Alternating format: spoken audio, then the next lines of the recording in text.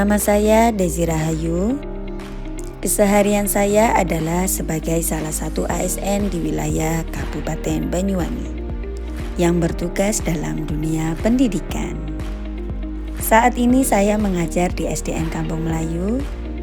Dalam video ini saya akan mencoba berbagi kepada pejuang pendidikan sekalian kenapa pentingnya meningkatkan kualitas pendidikan di era sekarang menurut sudut pandang saya. 2025, 2030, 2035 akan muncul bonus demografi, puncaknya bonus demografi dan Barusan kita mendengar Presiden Jokowi membahas mengenai bonus demografi yang menjadi latar belakang kenapa pentingnya meningkatkan kualitas pendidikan di era sekarang.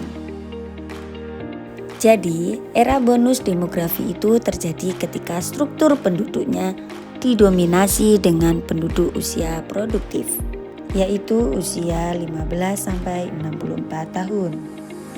Menurut data BKPN, Indonesia pada tahun 2045 akan memiliki 70% penduduk di usia produktif. Oleh karena itu, negara perlu menyiapkan sumber daya manusia yang berkualitas agar kondisi tersebut dapat memberi manfaat terhadap kemajuan bangsa. Karena jika negara tidak menyiapkan sumber daya manusia yang berkualitas, yang terjadi Indonesia bukan mendapatkan bonus demografi, melainkan bencana demografi, di mana banyak masyarakat berada pada usia produktif namun memiliki kualitas sumber daya manusia yang rendah, sehingga bukan berkontribusi terhadap pembangunan negara, melainkan menjadi beban negara. Dalam menyiapkan sumber daya manusia yang memiliki daya saing yang berkualitas, salah satu fondasi utamanya membangun kualitas pendidikan pada kondisi sekarang. Kualitas pendidikan Indonesia tidak bisa dikatakan kondisi yang baik. Beberapa penilaian dari beberapa lembaga yang mengukur kualitas pendidikan di dunia, Indonesia merupakan salah satu memiliki rapot merah. Hasil survei PISA 2018 menempatkan Indonesia di urutan 74. Alias peringkat 6 dari bawah. Lebih rinci lagi, menurut PISA, kemampuan membaca siswa Indonesia diskor 371 atau berada di posisi 74. Kemampuan matematika mendapatkan skor 379 berada di posisi 73. Dan kemampuan sains dengan skor 396 berada di posisi 71.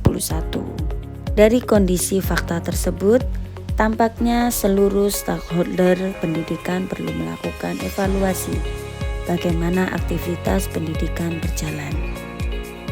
Di mana backbone aktivitas pendidikan ialah metode pembelajaran. Metode pembelajaran sangat krusial karena jika metode yang dipilih tidak tepat, maka materi atau ilmu yang diberikan tidak dapat diserap dengan optimal.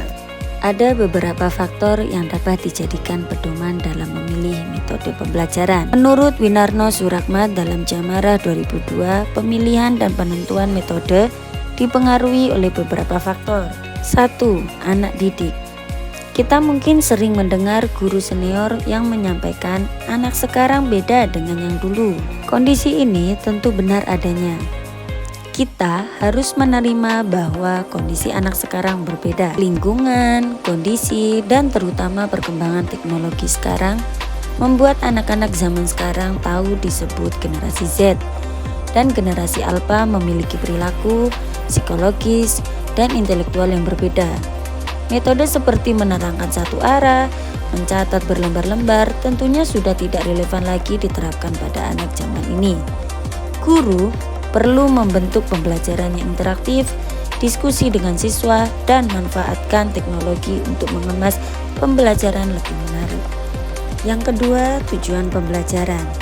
Memilih tujuan pembelajaran yang spesifik, fungsional, dan sesuai kebutuhan siswa sangat mempengaruhi metode pembelajaran.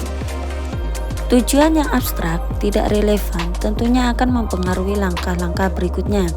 Seperti analogi dari Banyuwangi mau berangkat ke Surabaya. Namun, lewat Bali, maka tidak akan pernah tercapai tujuannya. Situasi, guru harus memahami zaman sudah berubah. Banyak hal-hal yang baru di era sekarang, bahkan tidak pernah orang-orang dulu bayangkan.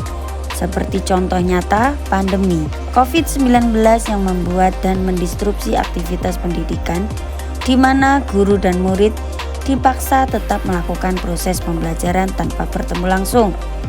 Akhirnya mau tidak mau, siap tidak siap, guru harus menggunakan teknologi guna mensiasati hal tersebut. Yang keempat, fasilitas. Tenaga pendidik harus bisa menggunakan teknologi, aplikasi, dan hal yang akrab dengan kegiatan anak zaman sekarang, sehingga materi dapat disampaikan dengan lebih mudah. Yang terakhir, guru.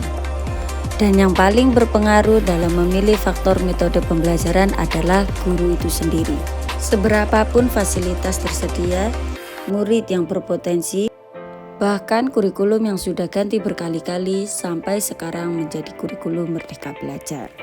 Tentunya hal-hal tersebut percuma tanpa adanya guru yang kompeten dan mempunyai keniatan dan passion dalam mengajar untuk mencapai Indonesia Emas 2045.